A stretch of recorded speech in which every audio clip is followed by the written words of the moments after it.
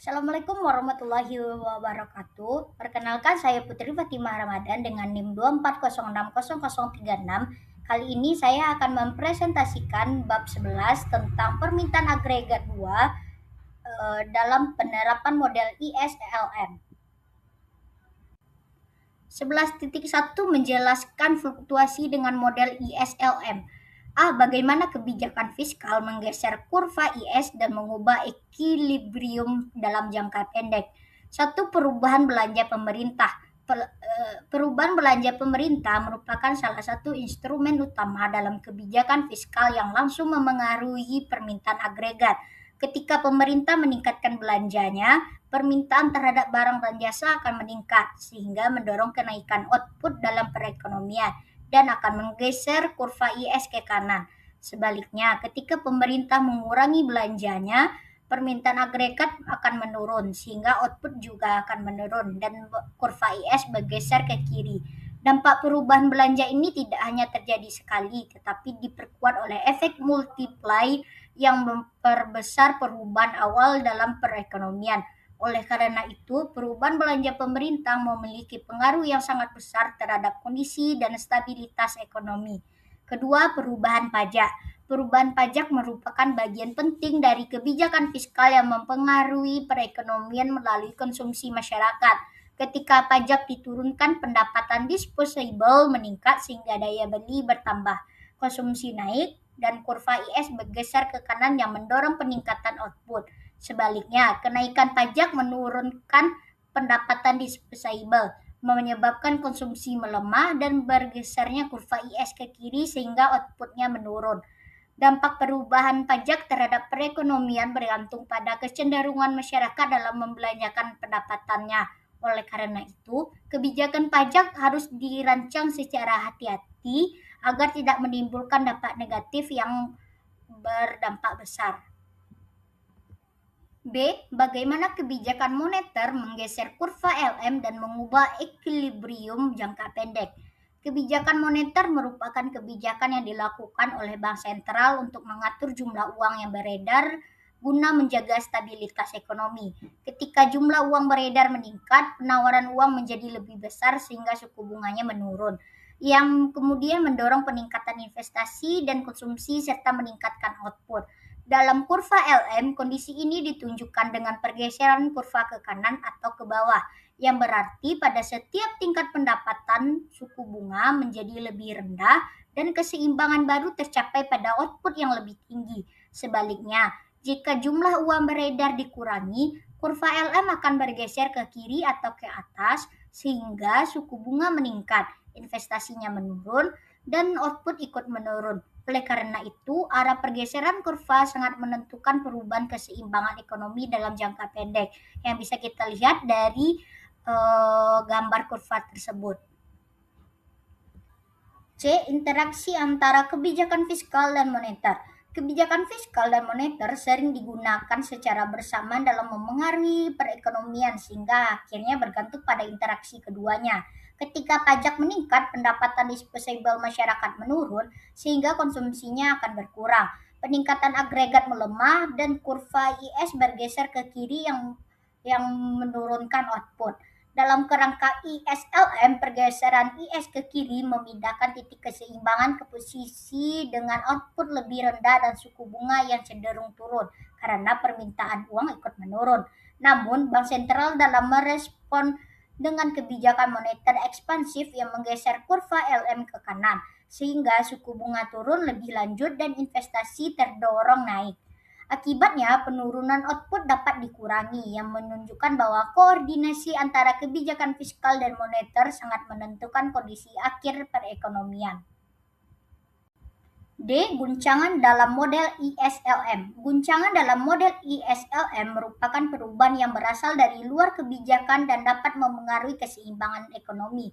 Guncangan pada kurva IS biasanya terjadi akibat perubahan konsumsi atau investasi, seperti perubahan kepercayaan konsumen atau ekspektasi bisnis yang dapat menggeser IS ke kiri saat kepercayaan menurun dan menurunkan output. Sebaliknya, peningkatan kepercayaan dapat mendorong pergeseran IS ke kanan dan meningkatkan output. Selain itu, guncangan juga dapat terjadi pada kurva LM yang berkaitan dengan perubahan permintaan uang atau kondisi sistem keuangan. Misalnya saat ketidakpastian meningkat dan masyarakat menahan uang tunai lebih banyak. Pergeseran LM ini akan mengubah suku bunga dan titik keseimbangan sehingga guncangan ekonomi dapat menyebabkan fluktuasi output dan suku bunga meskipun tidak ada perubahan kebijakan. Apakah instrumen kebijakan Fed atau bank sentral, jumlah uang beredar atau tingkat suku bunga? Bank sentral memiliki dua pilihan utama dalam menjalankan kebijakan moneter, yaitu menargetkan jumlah uang beredar atau tingkat suku bunga. Jika bank sentral menargetkan jumlah uang beredar, maka kurva LM tetap. Sementara suku bunga akan menyesuaikan sesuai kondisi pasar, sehingga pendekatan ini lebih efektif ketika permintaan uang stabil. Namun, jika permintaan uang tidak stabil, pengendalian jumlah uang beredar menjadi kurang efektif karena dapat menyebabkan fluktuasi suku bunga yang besar.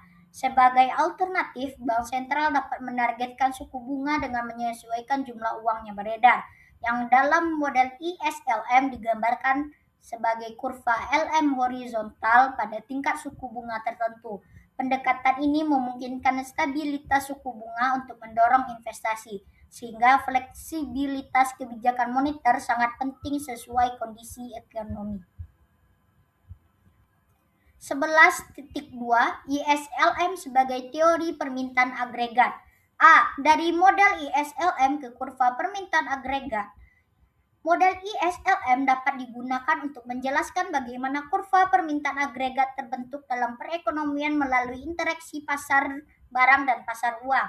Dalam model ini, perubahan tingkat harga memengaruhi jumlah uang real yang dimiliki masyarakat, maksudnya yaitu M_P.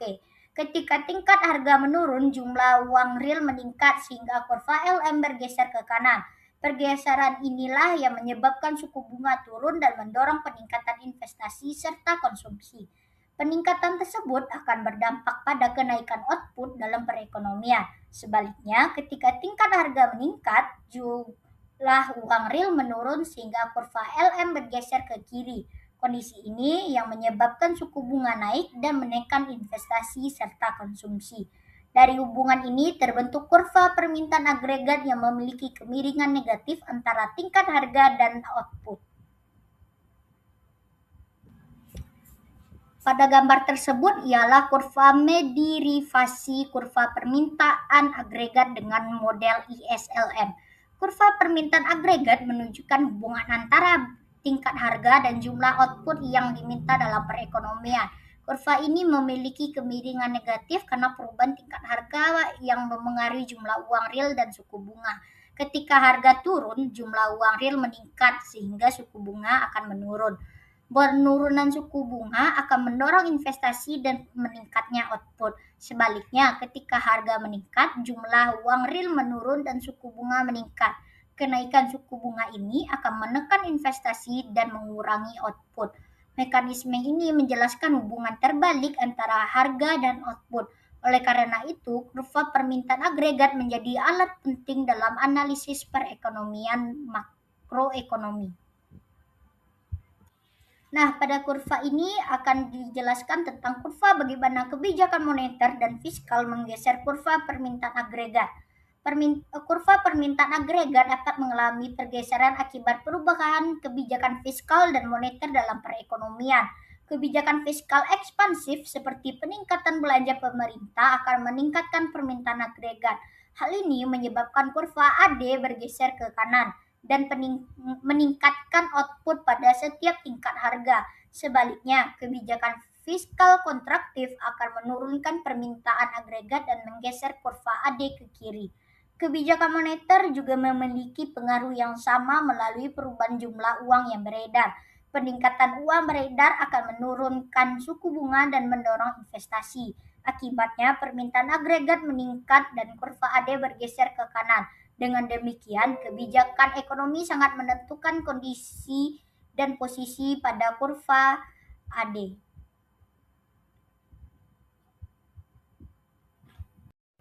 B. Model ISLM dalam jangka pendek dan jangka panjang. Model ISLM dalam jangka pendek dan jangka panjang memiliki peran yang berbeda dalam menjelaskan dinamika perekonomian. Pada dasarnya, model ISLM lebih tepat digunakan untuk analisis jangka pendek karena didasarkan pada asumsi bahwa harga-harga dalam perekonomian bersifat kaku atau sticky, artinya tidak langsung menyesuaikan diri terhadap perubahan kondisi ekonomi. Kekakuan harga ini dapat disebabkan oleh berbagai faktor, seperti kontrak upah, biaya penyesuaian harga, serta adanya ekspektasi yang belum berubah dalam waktu singkat. Dalam jangka pendek, ketika terjadi perubahan dalam permintaan agregat, misalnya akibat peningkatan belanja pemerintah, penurunan pajak, atau perubahan jumlah uang yang beredar, maka dampaknya akan langsung dirasakan pada tingkat output atau produksi dan pendapatan nasional. Kurva IS yang mempresentasikan keseimbangan di pasar barang dan kurva LM yang mempresentasikan keseimbangan di pasar uang akan bergeser, sehingga menghasilkan titik keseimbangan baru yang mencerminkan perubahan tingkat suku bunga dan output. Dalam kondisi ini, kebijakan fiskal dan moneter menjadi sangat efektif untuk menstabilkan perekonomian, mengatasi resesi, atau mengendalikan investasi. Sebagai contoh, ketika perekonomian mengalami perlambatan, pemerintah dapat meningkatkan pengeluaran atau menurunkan pajak untuk mendorong permintaan agregat. Di sisi lain, bank sentral dapat menurunkan suku bunga dengan menambah jumlah uang yang beredar agar investasi dan konsumsi meningkat. Kondisi kebijakan ini dapat membantu mengendalikan perekonomian ke tingkat yang lebih optimal dalam jangka pendek. Namun demikian, dalam jangka panjang, asumsi dasar model ISLM mulai tidak lagi berlaku. Harga-harga dalam perekonomian menjadi fleksibel dan mampu menyesuaikan diri terhadap perubahan permintaan dan penawaran. Dalam kondisi ini, perekonomian cenderung bergerak menuju tingkat output potensialnya, yaitu tingkat output yang ditentukan oleh faktor-faktor real seperti tenaga kerja, modal, teknologi, dan produktivitas. Akibatnya, setiap peningkatan permintaan agregat dalam jangka panjang tidak akan meningkatkan output real secara permanen, melainkan hanya akan menyebabkan kenaikan harga atau inflasi. Dengan kata lain, kebijakan fiskal dan moneter dalam jangka panjang lebih banyak memengaruhi variabel nominal daripada variabel real. Hal ini juga sejalan dengan konsep netralitas uang dalam teori ekonomi makro klasik. Dengan demikian, dapat disimpulkan bahwa model ISLM sangat berguna untuk memahami fluktuasi ekonomi dan peran kebijakan dalam jangka pendek, tetapi memiliki keterbatasan dalam menjelaskan kondisi jangka panjang. Untuk analisis jangka panjang, para ekonom biasanya menggunakan model lain seperti model pertumbuhan ekonomi yang lebih mampu menangkap penyesuaian harga dan faktor-faktor struktural dalam perekonomian. 11.3 Depresi besar. A. Hipotesis pengeluaran guncangan pada kurva IS. Hipotesis pengeluaran menjelaskan bahwa depresi besar terjadi akibat penurunan tajam dalam komponen permintaan agregat, terutama konsumsi dan investasi. Penurunan ini tidak terjadi secara tiba-tiba tanpa sebab, melainkan dipicu oleh runtuhnya kepercayaan masyarakat terhadap kondisi ekonomi setelah krisis keuangan yang meluas. Ketidakpastian yang tinggi membuat rumah tangga menjadi lebih berhati-hati dalam membelanjakan pendapatannya. Mereka cenderung meningkatkan tabungan sebagai langkah antisipasi terhadap masa depan yang tidak pasti, sehingga konsumsi menurun secara signifikan. Di sisi lain, perubahan menghadapi prospek keuntungan yang sangat suram. Penurunan permintaan terhadap barang dan jasa membuat dunia usaha mengurangi produksi dan menunda bahkan membatalkan rencana investasinya. Investasi yang biasanya menjadi salah satu motor pergerak utama perekonomian pun mengalami kontraksi besar. Kondisi antara penurunan konsumsi dan investasi ini menyebabkan permintaan agregat merosot tajam. Dalam kerangka model ISLM, kondisi tersebut mencerminkan dalam pergeseran kurva IS ke kiri. Pergeseran ini menunjukkan bahwa pada setiap tingkat suku bunga, tingkat output keseimbangan menjadi lebih rendah dibandingkan sebelumnya. Dampaknya sangat luas, yaitu penurunan pendapatan nasional secara drastis. Ketika output menurun, perusahaan tidak lagi membutuhkan tenaga kerja dalam jumlah yang sama, sehingga terjadi peningkatan pengangguran dalam skala yang besar. Lebih lanjut, efek penurunan ini bersifat berantai. Ketika pendapatan masyarakat turun, konsumsi semakin menurun, yang pada akhirnya memperdalam kontraksi ekonomi. Hal ini menunjukkan bahwa guncangan pada sektor real, khususnya pada komponen permintaan agregat, dapat menjadi pemicu utama krisis ekonomi yang berkepanjangan. Oleh karena itu, hipotesis pengeluaran menekankan pentingnya menjaga stabilitas permintaan agregat agar perekonomian tetap tumbuh secara berkelanjutan. B. Hipotesis uang dalam guncangan pada kurva LM. Hipotesis uang memberikan sudut pandang lain dalam menjelaskan depresi besar, yaitu melalui peran sektor moneter dan sistem keuangan. Dalam periode tersebut, bank mengalami kebangkrutan akibat penarikan dana secara besar-besaran oleh nasabah. Kegagalan bank ini menyebabkan jumlah uang beredar dalam perekonomian menurun secara signifikan karena fungsi intermediasi perbankan terganggu. Penurunan jumlah uang beredar ini berdampak langsung pada likuiditas di pasar uang. Masyarakat yang kehilangan kepercayaan terhadap sistem perbankan cenderung menyimpan uang tunai daripada menyimpannya di bank. Akibatnya perputaran uang dalam perekonomian melambat. Dalam kondisi seperti ini, meskipun ada potensi untuk berinvestasi, keterbatasan likuiditas membuat pelaku ekonomi kesulitan memperoleh dana. Dalam model ISLM, di situasi ini digambarkan sebagai pergeseran kurva LM ke kiri. Pergeseran ini menunjukkan bahwa setiap tingkat output, suku bunga keseimbangan menjadi lebih tinggi karena kelangkaan uang. Suku bunga yang tinggi menjadi hambatan bagi investasi karena biaya pinjamannya meningkat. Perusahaan menjadi semakin enggan untuk melakukan ekspansi usaha atau pembelian barang modal. Dampaknya, penurunan investasi memperparah penurunan output yang sebelumnya sudah terjadi akibat guncangan pada sisi permintaan agregat. Dengan kata lain, guncangan pada kurva LM memperkuat efek negatif dari guncangan pada kurva IS. Interaksi antara kedua faktor ini menyebabkan kontraksi ekonomi yang sangat dalam dan berkepanjangan selama depresi besar. Selain itu, kondisi ini menunjukkan pentingnya peran bank sentral dalam menjaga stabilitas jumlah uang yang beredar dan sistem keuangan. Kebijakan moneter yang tidak responsif atau kegagalan dalam mencegah keruntuhan sistem perbankan dapat memperburuk krisis ekonomi.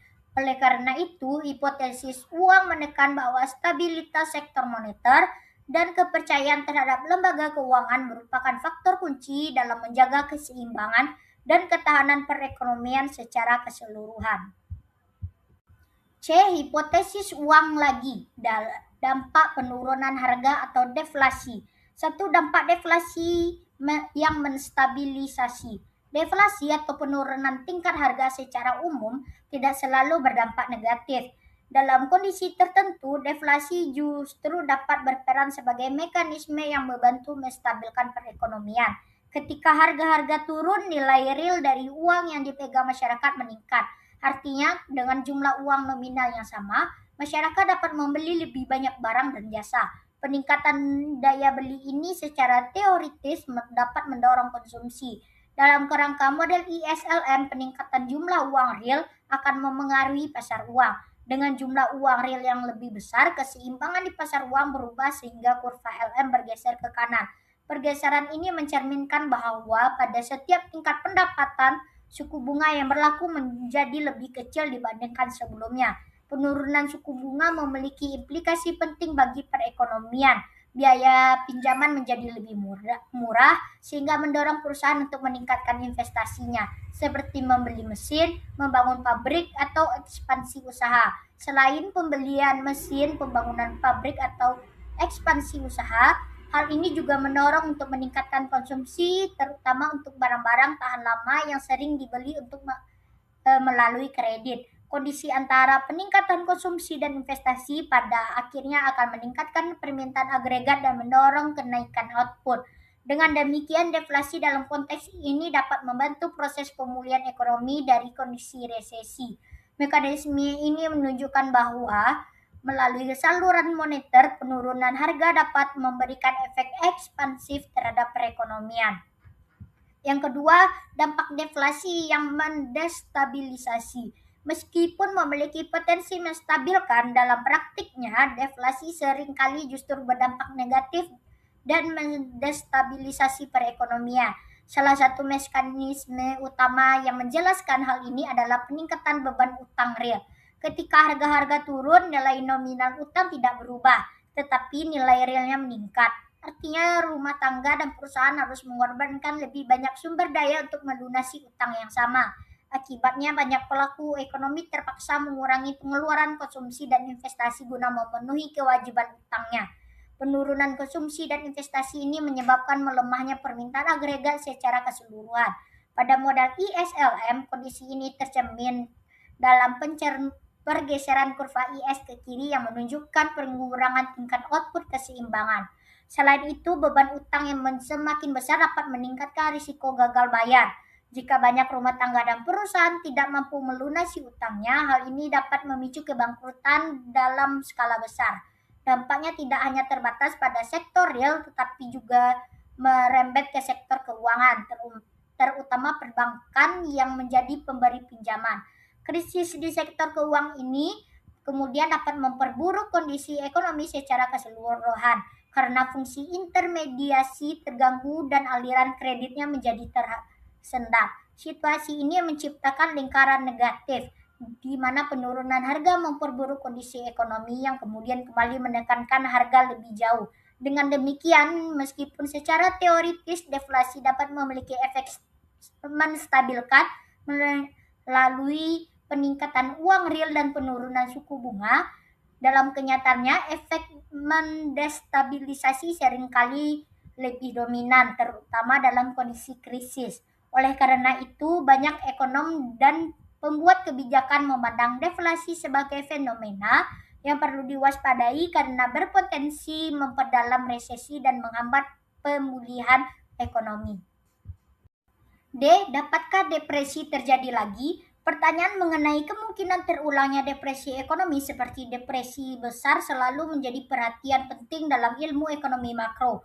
Secara umum, perekonomian modern memang telah dilengkapi dengan berbagai instrumen kebijakan dan kelembagaan yang dirancang untuk mencegah krisis ekonomi yang sangat dalam dan berkepanjangan seperti yang terjadi di masa lalu. Namun demikian, hal ini tidak berarti bahwa risiko tersebut sepenuhnya hilang. Salah satu perbedaan utama antara masa lalu dan sekarang adalah peran bank sentral yang jauh lebih aktif dan responsif. Bank sentral saat ini memiliki berbagai instrumen kebijakan moneter, seperti operasi pasar terbuka, penetapan suku bunga acuan, serta kebijakan pelonggaran kuantitatif. Ketika perekonomian menunjukkan tanda-tanda perlambatan, bank sentral dapat dengan cepat meningkatkan jumlah uang beredar dan menurunkan suku bunga untuk mendorong konsumsi dan investasi. Respon yang cepat ini bertujuan untuk mencegah kontraksi ekonomi yang lebih dalam. Di sisi lain, pemerintah juga memiliki peran penting melalui kebijakan fiskal. Dalam kondisi krisis, pemerintah dapat meningkatkan pengeluarannya, memberikan stimulus ekonomi, atau menurunkan pajak guna mendorong permintaan agregat. Kebijakan fiskal yang ekspansif ini sering digunakan untuk mengimbangi penurunan aktivitas sektor swasta, sehingga perekonomian tetap bergerak dan tidak jatuh ke dalam depresi. Selain itu, sistem keuangan modern juga relatif lebih kuat dibandingkan masa lalu. Adanya regulasi yang lebih ketat, pengawasan terhadap lembaga keuangan, serta kebijakan penjaminan simpanan oleh pemerintah membantu meningkatkan kepercayaan masyarakat terhadap sistem perbankan. Dengan adanya jaminan simpanan, masyarakat tidak mudah panik dan melakukan penarikan dana secara besar-besaran, yang pada masa lalu menjadi salah satu penyebab utama yang membuat buruknya krisis ekonomi. Namun demikian, pentingnya untuk dipahami bahwa risiko krisis tetap ada. Guncangan besar seperti krisis keuangan global, konflik geopolitik, atau pandemi dapat mengganggu stabilitas ekonomi secara signifikan. Selain itu, tantangan baru seperti tingginya utang publik dan swasta, ketimpangan ekonomi, serta keterkaitan antar negara yang semakin erat juga dapat memperbesar potensi penyebaran krisis.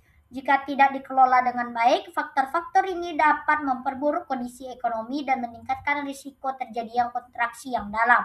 Oleh karena itu, meskipun kemungkinan terjadi depresi besar seperti di masa lalu relatif lebih kecil, bukan berarti hal tersebut mustahil. Kunci utama dalam mencegahnya adalah koordinasi yang baik antara kebijakan moneter dan fiskal serta penguatan sistem keuangan yang berkelanjutan.